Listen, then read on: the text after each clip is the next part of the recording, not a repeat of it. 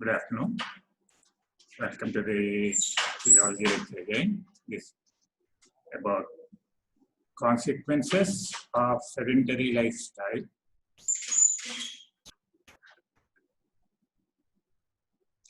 Sedentary word literally refers to sitting.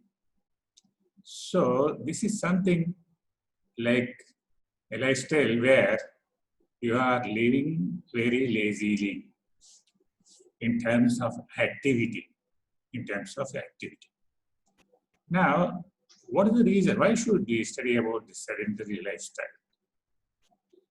This is because this sedentary behavior is very much associated with the health outcomes, which are rather deleterious. This is bad health outcomes, or rather ill health. And that comes gradually, not in one day. Now, if the sedentary behavior is associated with the deleterious health outcomes, then it is necessary that we study and understand the sedentary life so that such behavior can be minimized voluntarily and regulated.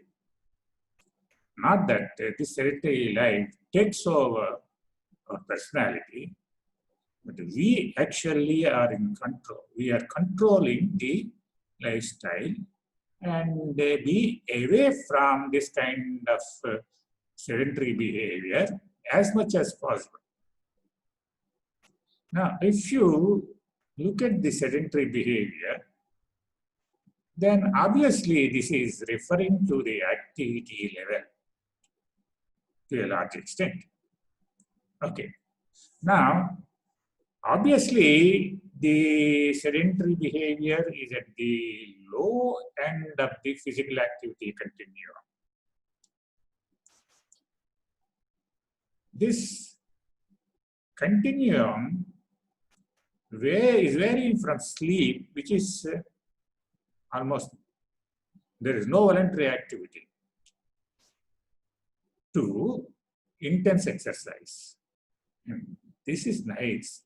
Where there is a subject, very vast subject as the exercise physiology as a good specialization, because there are plenty of athletes, and it is necessary that exercise physiology is attended to very well so that the performance of the athletes improves and they can participate competently in the world scene. So this has the place for good research and information production regarding this exercise and exercise physiology. On the other hand, sedentary physiology, though this is a part of the continuum, well, definitely it does not attract that much attention as the exercise physiology invites. So if you see in this continuum, maximum as the intense exercise or vigorous exercise, to moderate physical activity, light activity, and then comes the sedentary activity, then sleep. Now, this MITs is metabolic equivalent tasks. METS, this is METS, is the metabolic equivalent tasks. So here, in regard to the metabolism, this is very high metabolism seen, while this is the metabolic activity is relatively less and less in the sleep. Actually, the basal metabolic rate is a kind of lowest. Now, the at least modern intensity is about +3 metabolic equivalent tasks. And more than that will be coming into the vigorous exercise or intense exercise. So now light activity is in between less than 3 to 1.5 METs or metabolic equivalent tasks. Then this includes the incidental movements, lifestyle embedded activities, and there is some amount of visible movement, visible activity, but then much less than that, much less than the light activity, you get the sedentary behavior, and that is about less than 1.5 metabolic equivalent tasks level. So here there is some metabolic activity definitely, but still you do not see activity in itself visibly. So the expert panel of the American College of Sports of Medicine defines certain things where they about where to draw the line. Moderate intensity physical activity is something that is preferably performed all days of the week, at least 30 minutes or more of brisk walk equivalent, which is about 2 miles of brisk walk, more than about 3.5 kilometers of brisk walk.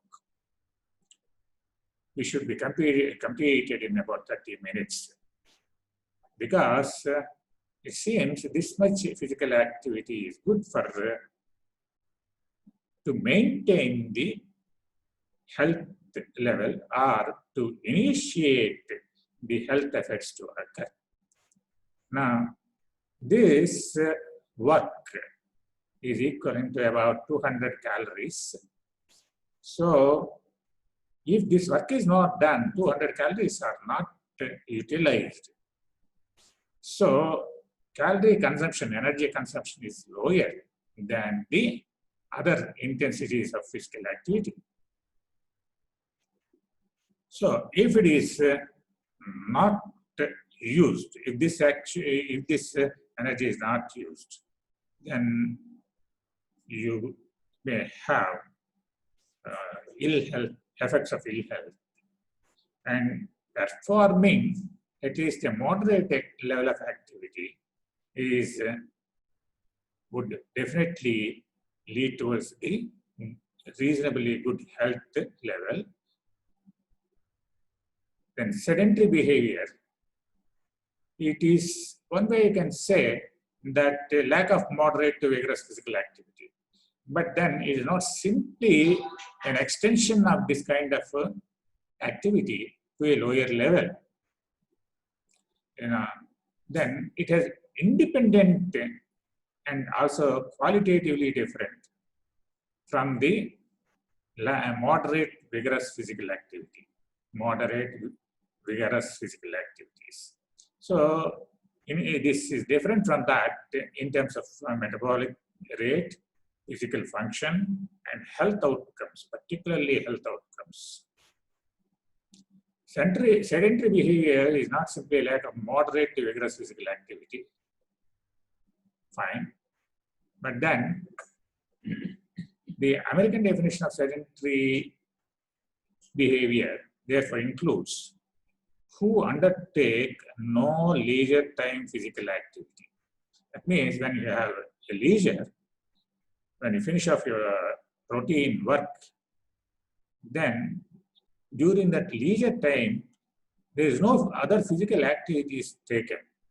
So that is one parameter. And then those who undertake less than 30 minutes of physical activity each day. So if you see no leisure time physical activity or less than 30 minutes of physical activity each day, this makes a large proportion of the American adults, nearly 2/3 of all adults in America. Then sedentary pursuits occur in varied and sporadic manner. That means the type of behavioral pursuits in the sedentary state will vary from one another, but essentially they are all in the sedentary category. Then they also happen sporadically. That means In between, there may be physical activity. So there's something called total sedentary time in a day. In that, the sedentary time is accumulated in bits, and then different types of sedentary pursuits may be carried out. And as we said, if there is some activity in between, so we call this a sporadic activity of this sedentary behavior. This will occur throughout the day. And we are not talking about the sleep in this. Sedentary behavior is defined as engaging in activities at the resting level of energy expenditure and includes activities such as sleeping, sitting, lying down, playing on the computer and watching television and similar activities. See here, even sleeping is also put under sedentary behavior, as sleep is necessary for taking rest and rejuvenating the body. Sleep is necessary, yes. But still, if a person sleeps more and more, it comes into the sedentary behavior definitely. Then sitting, lying down, and you do anything, but sitting posture or lying posture. An increase in the duration and percentage of time spent in sedentary behavior are associated with the increase in the metabolic risks in adults. And we are talking about metabolic risks. This is related to the metabolic syndrome. You'll see about the metabolic syndrome at the end. Now, while an increase in breaks, that means there is activity in between, then sedentary behavior is associated with a decrease in the metabolic risk.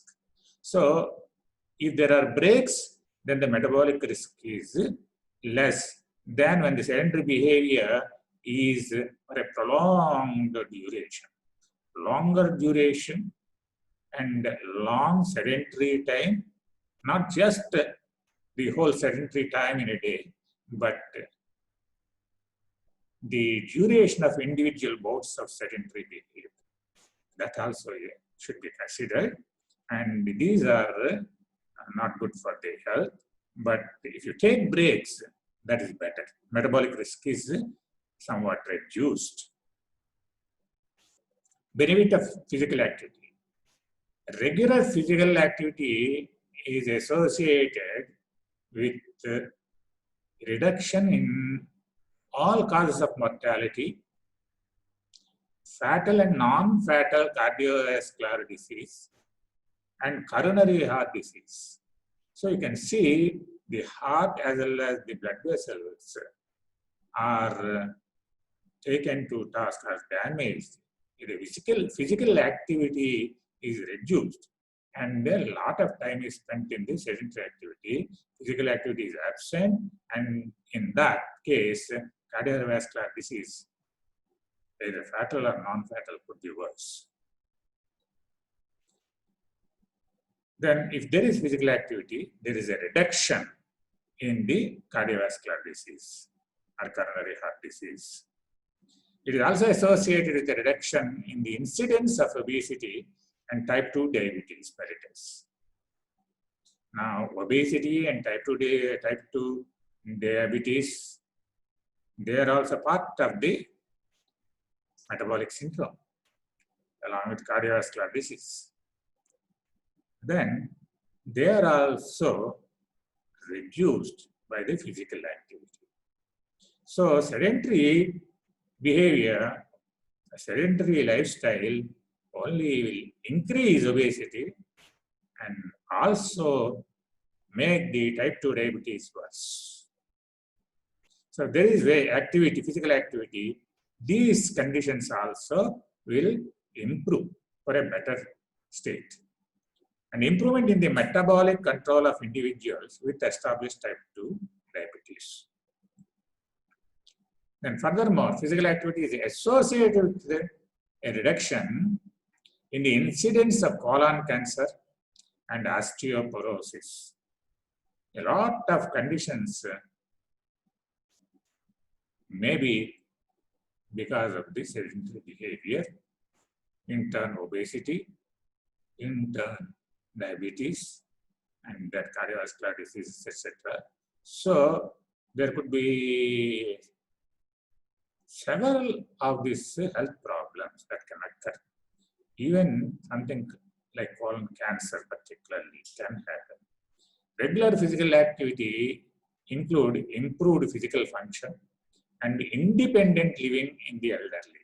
So if the elderly people take regular physical activity, then not only they function physically better, but their independent living also improves. That means the quality of life of the elderly improves. Quality of life of the elderly improves. That means he can go around, do his jobs in home and maybe to some extent outside the home as well. And he's not totally dependent on the medical caregiver. Consensus is that sedentary lifestyle increases the risk of chronic health conditions. And here there will be list conditions that are caused or worsened by sedentary lifestyle, something like this. Those ones which increase these conditions: angina, heart attack, coronary artery disease. These all become more and more, worse and worse. Breast cancer, colon cancer, congestive heart failure, depression, gallstone disease, high blood triglycerides, high blood cholesterol levels, hypertension, low blood high density lipoproteins, lower quality of life, less cognitive function, and then definitely obesity. We talked about this less cognitive function and the quality of life in the elderly in the previous slide.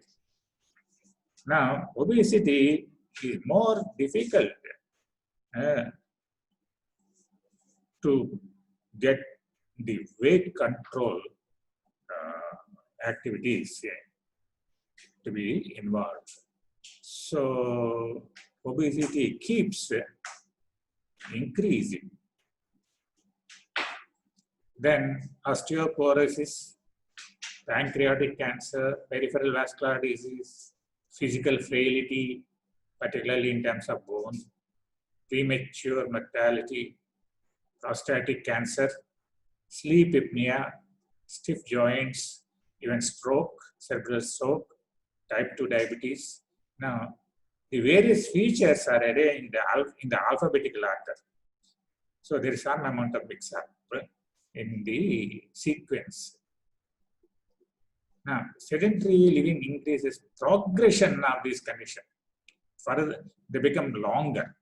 Chemotherapy will have to be given for a longer period in the sedentary individuals. And chronic back pains will go on and on for longer periods. Debilitating illness. Cachexia. This is something to do with the food intake, where food intake is reduced and abnormally reduced. And then falls can happen, fall of the individuals can happen, and that can lead to the broken hips. This is condition, fracture at the hip joint in elderly is a very serious condition. And physical frailty because of this bone health is decreased. Spinal cord injury can occur, stroke can happen, stroke can be progress. Then vertebral and femoral fractures, they also can be progressive. Now, after seeing all this, let us see the pathway of effect of the sedentary life. Now, if you start the sedentary life, then slowly, what it means, the low level of activity of the body, physical activity of the body is less and less, which means energy consumption is decreased. Energy is consumed less.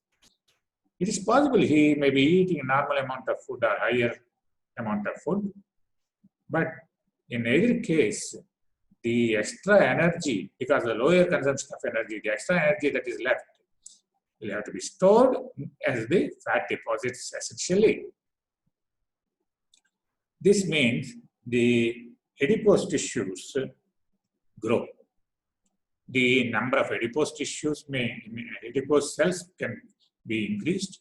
The size of the adipose cells can increase, which means essentially the whole of the adipose tissue is increased in volume. And that will come as the fat deposits in various places of the body, particularly around the waist, particularly around the waist. The size of the gut walls may increase because now they are able to work less or rather produce less work. So to compensate that, their size volume of the muscle is increased and the size of the gut wall also is increased. So you'll find large sized intestines inside, and you'll find the waist will also increase in size according to this reason. Then general tendency to increase the fat deposition, particularly around the waist. This is what you can see visibly. You may not be able to see the viscera inside the abdomen and what is happening inside the thorax, but you can see that the waist region is now very big and a lot of fat deposited around it. Waist circumference increases, obviously. And liver also become fatty liver, though this is the non-alcoholic type of fatty liver. So this means the liver is also enlarged. So with all this, the visceral contents become bigger. So the paunch becomes more, obviously, along with the fat deposits as well. So these fat deposits will also lead to atherosclerotic patches in the arteries and also cardiovascular disease in the heart as well as in the blood vessels. Now, calcium metabolism or bone metabolism is also disturbed. If you do not take physical activity well, then the bone density will decrease. In the muscle strength also will decrease. Muscle strength also will decrease. So if the bone density decreases, naturally the fractures will be more. Fractures will be more. And recovery will be poor. Now we can't do weight gain. Okay, because of the large amount of visceral tissues and fat deposits again, the weight is increased. And the body weight ultimately comes down to be borne by the legs and particularly the knee joint. So in the joints, cartilaginous discs, they are worn out more easily because of the large weight. So they become thinner. So that naturally causes pain in the joint, and then subsequently, slowly, even the joint cannot be moved. And as we said earlier, along with the low bone density, skeletal muscles are also weak. These weak skeletal muscles, you can see when a cast is applied to a broken limb. So suppose if somebody fractured the forearm, and so there is a cast for some weeks. So when the cast is removed from the forearm, then you see the muscles are now much smaller compared to the non-injured, non-fractured limb on the other side. So these muscles also will be weaker if there is a sedentary type of life. then this will also lead to the type 2 diabetes, essentially showing hyperglycemia and the related changes. The obesity is associated with metabolic syndrome as well. Now, obesity, starting with the sedentary life, low activity consumption, low activity and lower amount of energy consumption. Even with ordinary normal level or higher intake of food, this can happen. Extra energy is deposited into fat, weight is increased, abnormal lipid profile will come. You will find cholesterol levels may increase, triglyceride levels can increase, free fatty acids may increase. But essentially, you look at the lipoprotein, high density or low density lipoprotein. If this lipoprotein is high density lipoprotein, it is a good indication. While low density lipoprotein is bad because it can easily be settled down, say, in the arteries. And that can lead to the atherosclerotic patches in the arteries. That causes narrowing of the arteries and the blood flow will be hampered. And particularly if that happens to the coronary blood vessels, it is even harmful to the heart for its activity. So then obesity can be measured or tested by skin fold measurements or body mass index or hip to bottom ratio. So these things can be measured. In this case, skin fold at various areas is measured, particularly at the waist region and then above the elbow region and over the triceps muscle. Body mass index is calculated taking the body weight and height are taken into consideration. The body mass index is calculated. And hip to bottom ratio is easy. Measure the circumference of the hip and the bottom and you take the ratio. If you see these pictures,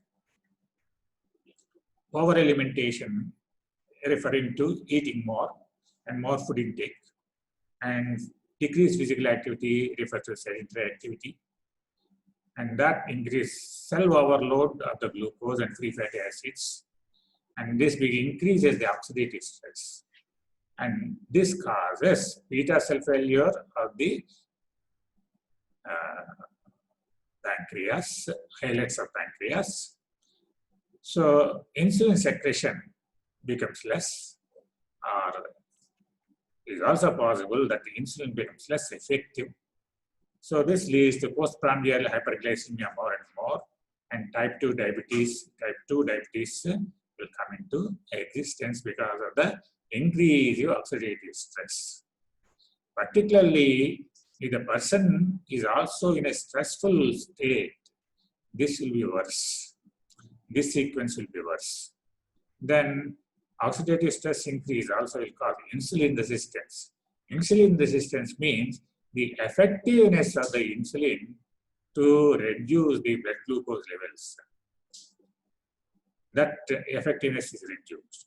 And insulin causes the transfer of glucose across the cell membrane. So if this resistance happens and if insulin is less effective, the glucose cannot enter into the blood cells, and that causes blood glucose levels are increased. And hyperglycemia is the main feature. And in this case, you also see the metabolic syndrome. And then, as we said, we talked about the LDL, VLDL, HDL, low density lipoprotein, very low density lipoprotein, high density lipoprotein. We have talked about them.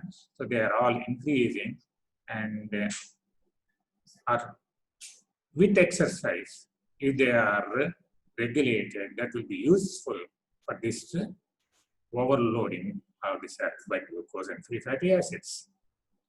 Now, endothelial impairment. This can happen because of the oxidative stress as well as the metabolic syndrome as well. So,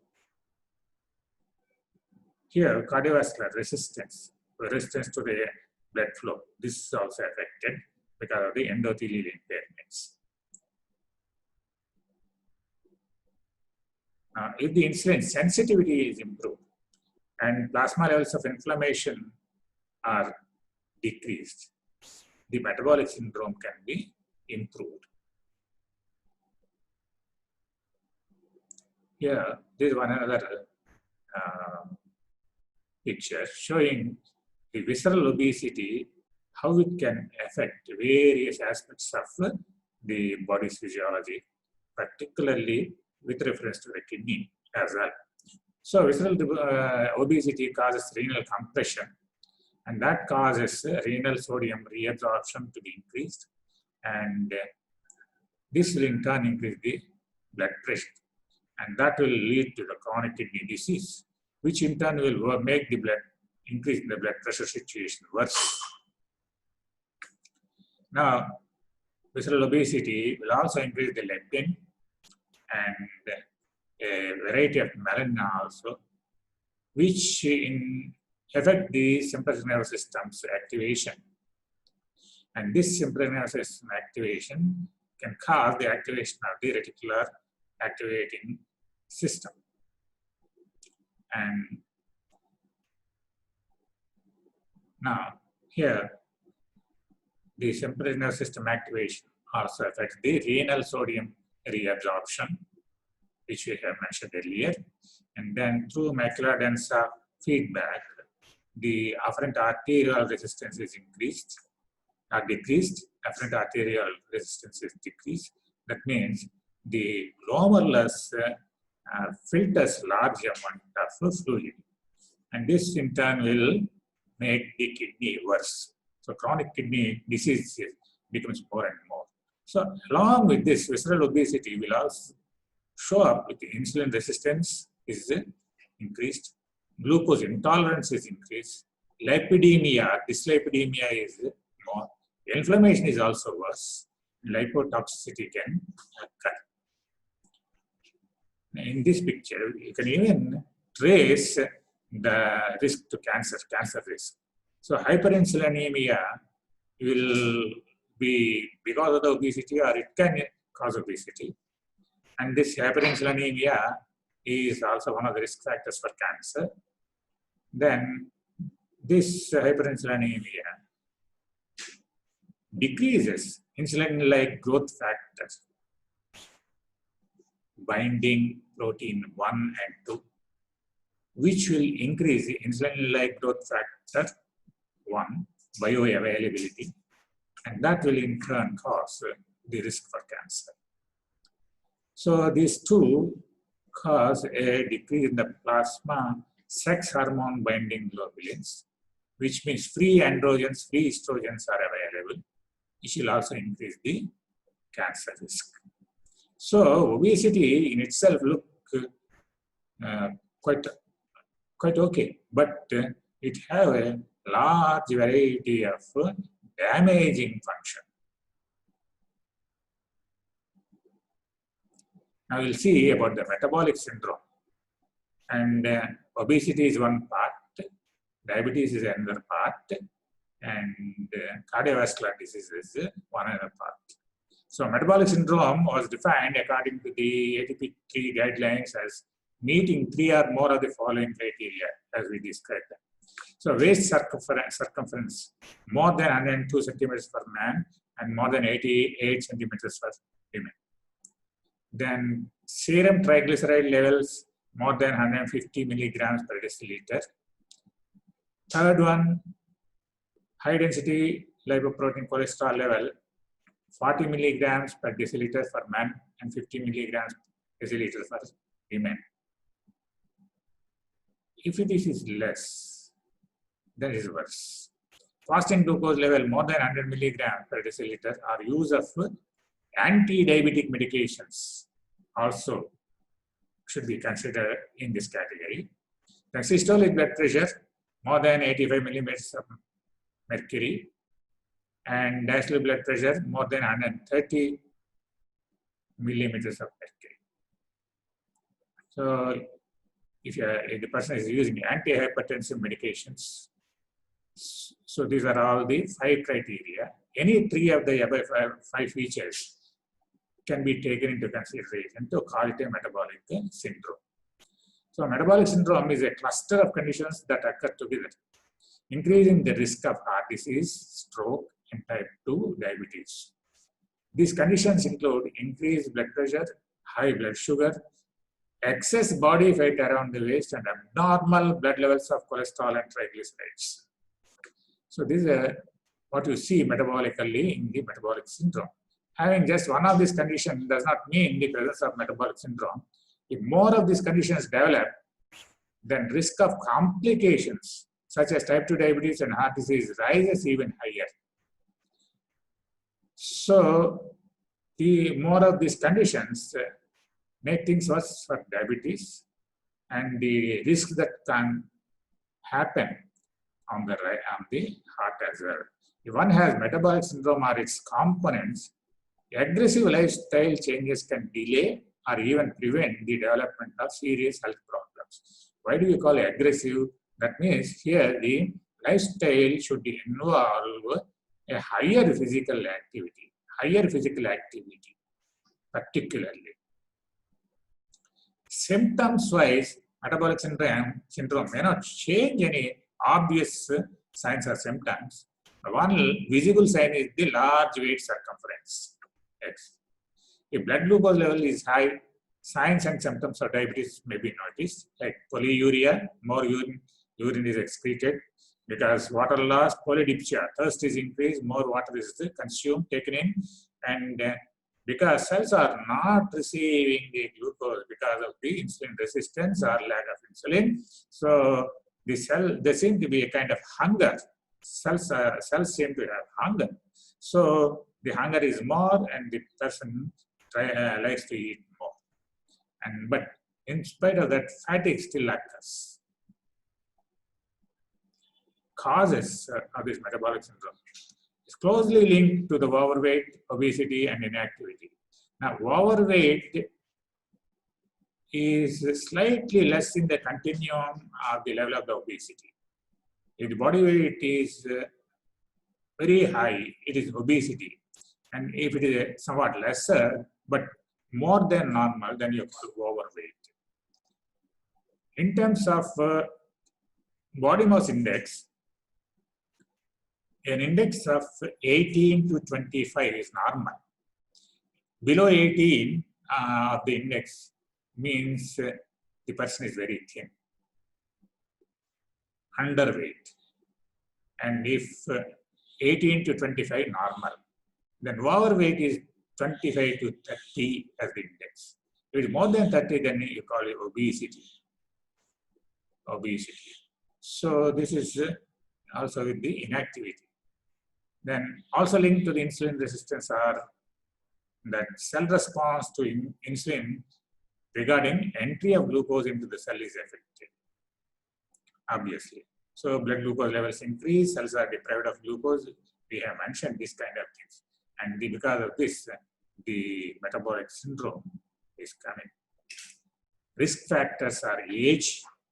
Older is the person, risk is more. Metabolic syndrome may be produced more and more often. So risk to metabolic syndrome increases with age. With obesity also, the metabolic syndrome risk is increased. And particularly large weight is carried around the abdomen, especially around the abdomen. You will find risk for the metabolic syndrome is more. Then diabetes, increased risk of metabolic syndrome with diabetes, particularly during pregnancy, which is called gestational diabetes. That's another condition. And it can also be, there could be, because the familial history of diabetes may appear. And that can affect the that is also contributing to the metabolic syndrome. Other diseases are non-alcoholic fatty liver. Well, generally we believe alcohol is the one which is causing fatty liver or liver damage. But then, even in the absence of alcohol, there can be fatty liver development, particularly in diabetes. Non-alcoholic fatty liver is quite common. Then another condition is polycystic ovary syndrome and sleep apnea. These also increase the metabolic risk of metabolic syndrome. Complications that occur with metabolic syndrome. So having metabolic syndrome can increase the risk of developing type 2 diabetes. Now, the other way around now. Even a metabolic syndrome can cause type 2 diabetes. Particularly if the lifestyle changes to control the weight are not adopted. So that will increase the insulin resistance, hyperglycemia, etc. to get the type 2 diabetes. Heart and blood vessels also are affected. High cholesterol and high BP may damage the blood vessels and heart. The plaques may be built up inside the arteries particularly, and if the coronary arteries are affected, it can lead to heart attack or even to the stroke. Then how to control? Is there a way to control the metabolic syndrome? Lifelong commitment to a healthy lifestyle is needed. That means you have to make up your mind to reduce, prevent this metabolic syndrome, so that you have to adopt a healthy lifestyle, which includes eating properly, not excessively, and doing sufficient amount of physical activity. At least 30 minutes of physical activity all days in the week.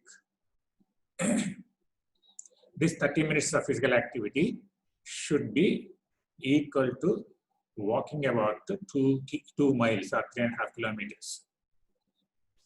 Then eat plenty of vegetables, fruits, whole grain, and anything that has anti-radical substances.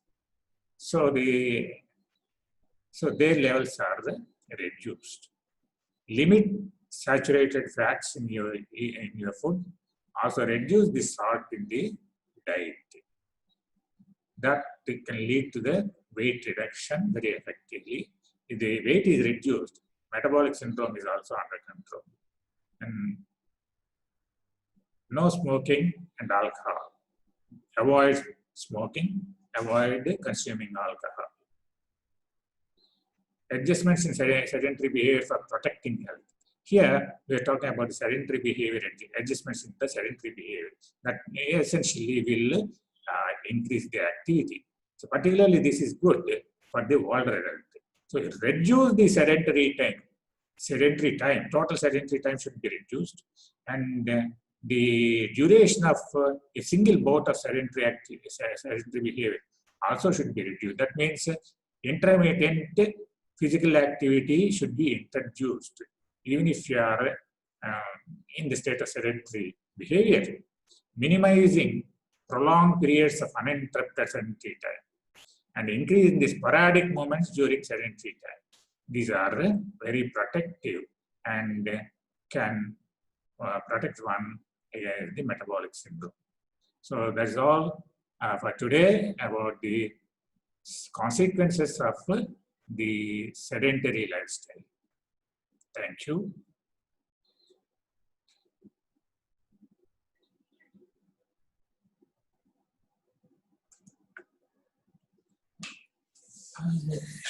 Hare Krishna. Apparently, put the apple. What a cheer she made. It's not going now. That's all.